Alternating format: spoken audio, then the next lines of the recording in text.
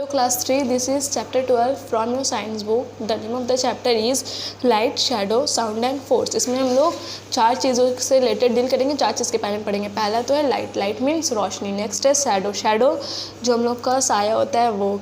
Next है sound means आवाज़. And next क्या है, फोर्स. तो हम लोग ये चार चीज़ों के बारे में पढ़ेंगे. लेट्स सी क्या है चैप्टर में. We need light to see things around us. We can divide the things into two groups depending upon the whether they give out light or not. There are two groups, luminous object and non luminous object. अच्छा, हम लोग किसी भी सामान को देखने के लिए हम लोग को लाइट का ज़रूरत पड़ता है. जैसे कि अभी मेरे हाथ में बुक है, हम लोग इसको विजिबली देख पा रहे हैं हम. पर अगर इस रूम में अगर अंधेरा कर दिया जाए, मतलब ज़रा सा भी लाइट ना रहे, पूरा अंधेरा हो जाए, तो क्या हम लोग आसपास की चीज़ों को देख पाएंगे? अगर हम लोग के घर में टेबल, फ्रिज, सुकेस, उसके अलावा और भी बहुत सारा बेड, अलमीरा सब है ना, अगर लाइट चला जाता है तो क्या वो हम लोग को दिखता है? नहीं दिखता है. क्योंकि हम लोग को कोई भी सामान देखने के लिए, कुछ भी देखने के लिए हम लोग को किस चीज़ की ज़रूरत पड़ती है? First and primary thing is light. इस हिसाब से हम लोग के पास जितना भी ऑब्जेक्ट है, ऑब्जेक्ट मतलब सामान, ऑब्जेक्ट को दो हिस्से में बांटा गया, एक luminous object and non luminous object. Luminous object क्या है? The object that give out light are called luminous object. They include bulb, candle, torch and sun. वो ऑब्जेक्ट जिससे हम लोग को लाइट मिलता है, वो ऑब्जेक्ट जो लाइट को इमिट करता है, वो ऑब्जेक्ट जो रोशनी फैलाता है, वो ऑब्जेक्ट जो रोशनी देता है, उसको हम लोग क्या बोलते हैं? Luminous object. लाइक एग्जांपल में क्या दिया है? बल्ब, कैंडल, टॉर्च, ट्यूबलाइट, सन. मतलब जितने भी तरह का ऐसा जो भी चीज़ होगा जो हम लोग को रोशनी देता है, वो हम लोग क्या बोलेंगे? Luminous light. नेक्स्ट क्या है? Non luminous light. Non luminous light is just opposite to the luminous light. इसका अपोजिट होगा. अपोजिट मतलब वो चीज़ जो हम लोग को लाइट नहीं देता, like book, chair, table, pencil, ये सब चीज़ों से, पेंसिल अभी मेरे हाथ में से क्या रोशनी निकल रहा है? नहीं, इसको हम लोग इन प्रेजेंस ऑफ रोशनी देख पा रहे हैं, पर ये रोशनी नहीं इमिट कर रहा है. इस वजह से ये कौन सा ऑब्जेक्ट हो गया? नॉन ल्यूमिनस ऑब्जेक्ट हो गया है.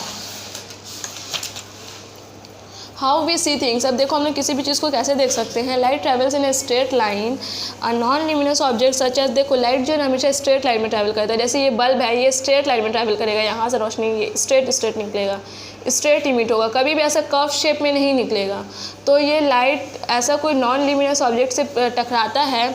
टकराने के बाद लाइट जो है उसको रिफ्लेक्ट करके, लाइट यहाँ से टकरा करके वापस हम लोग के आँख में आता है. तो वो ऑब्जेक्ट जिससे लाइट टकरा करके हम लोग के वापस आँख में आता है, हम लोग उस ऑब्जेक्ट को देख पाते हैं. लाइक हम लोग बुक को देख रहे हैं, मतलब यहाँ पे रूम में जो भी बल्ब जल रहा है, जो भी लाइट वगैरह है, जो भी लाइट लगाए हैं, वो क्या हो रहा है? पहले वो लाइट आकर के बुक से टकरा रहा है स्ट्रेट, एंड देन फिर ये बुक रिफ्लेक्ट करके मेरे आँख तक पहुँचा रहा है, तब हम देख पा रहे हैं इसको.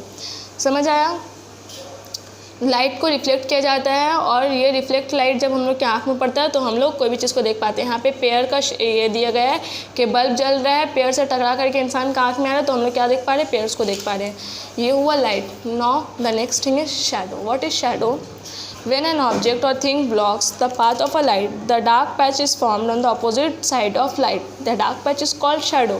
जब देखो कोई भी चीज़, लाइट यहाँ पे देखो, यहाँ पे डायग्राम में बना है, लाइट जो है ऑब्जेक्ट पे पड़ रहा है, ऑब्जेक्ट पे पड़ने के बाद रोक दिया लाइट को. ऑब्जेक्ट पे पड़ने के बाद क्या करता है? स्ट्रेट लाइट आ रहा है, ऑब्जेक्ट पे पड़ने के बाद ये टकरा करके वापस चला गया है, तो यहाँ तो लाइट नहीं पहुँच रहा है ना, इसके ऑपोजिट साइड में.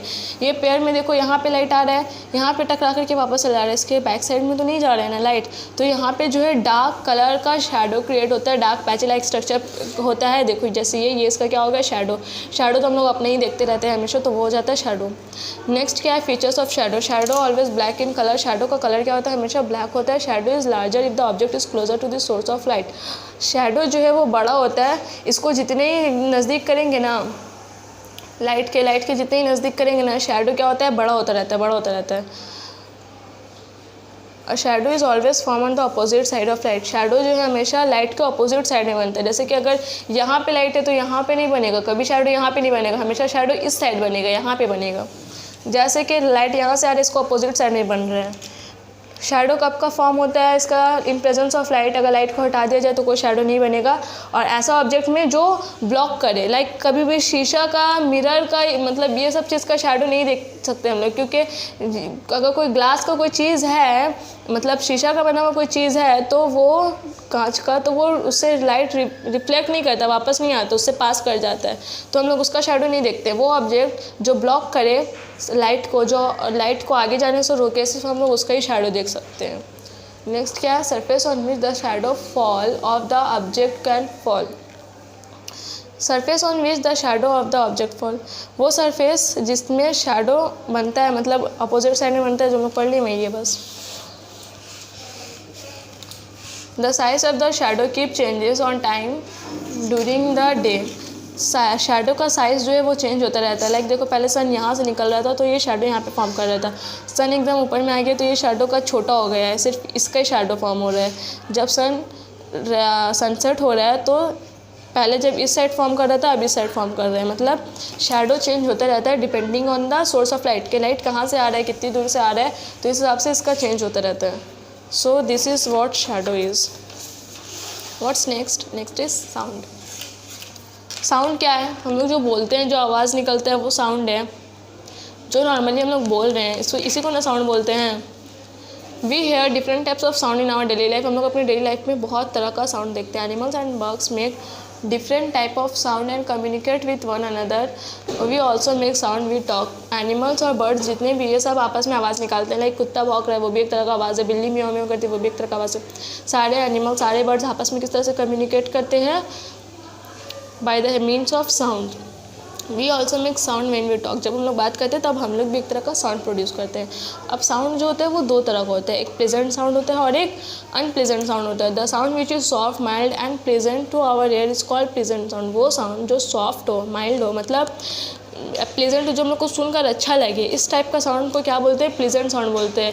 जैसे कि हम लोग अगर आस्ते से कुछ बोलते हैं नॉर्मली सॉफ्ट से, तो वो हो गया प्लेजेंट साउंड। अगर यही हम चिल्ला कर बोलेंगे एकदम गुस्से में, एकदम लाउड करके, तो वो हो जाता है अनप्लेजेंट साउंड। और म्यूज़िक भी प्लेजेंट साउंड में आता है।